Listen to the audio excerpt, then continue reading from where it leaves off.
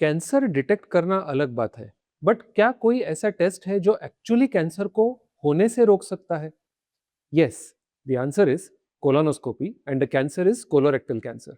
चलिए डिस्कस करते हैं how a colonoscopy can actually prevent colon cancer from forming in the first place.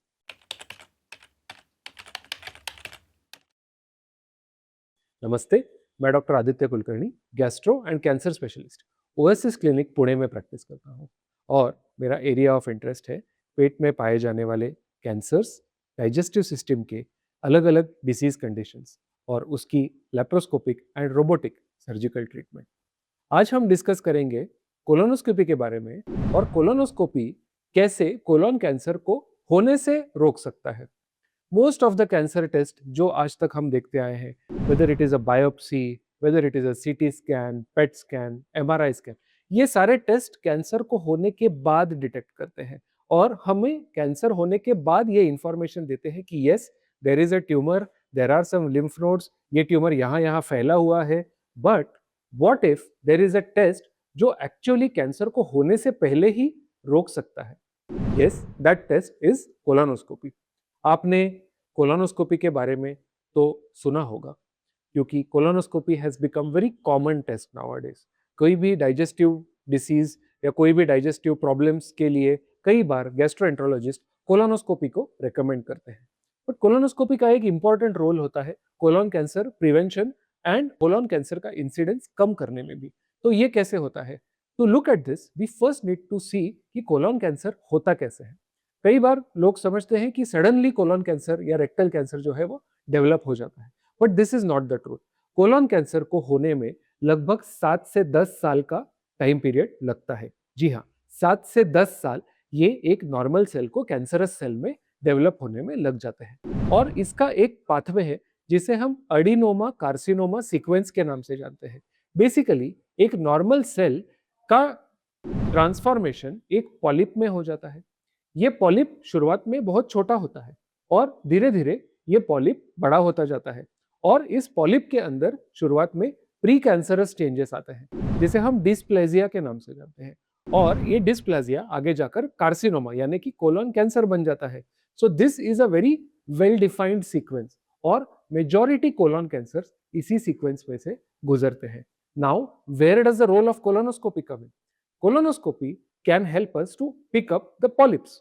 और colonoscopy के बाद more than 80 to 90% large intestine में अगर कोई पॉलिप है तो वो डेफिनेटली पिकअप होगा। और नॉट ओनली पिकअप, ये पॉलिप को हम अलग अलग तरीके से अलग अलग एंगल्स से ये देखकर डिटरमिन कर सकते हैं कि ये किस टाइप का पॉलिप है और इसमें आगे जाकर कैंसर होने की रिस्क कितनी है। नॉट ओनली दैट, हम इस पॉलिप को पूरी तरह से कोलोनोस्कोपी से ही बिना किसी सर्जरी किए निकाल भी सकते हैं और इस निकाले हुए पॉलिप को हम चेक कर सकते हैं कि क्या इसके अंदर कुछ कैंसर के हिडन फोकाई थे, क्या ये आगे जाकर कैंसर बन सकता था।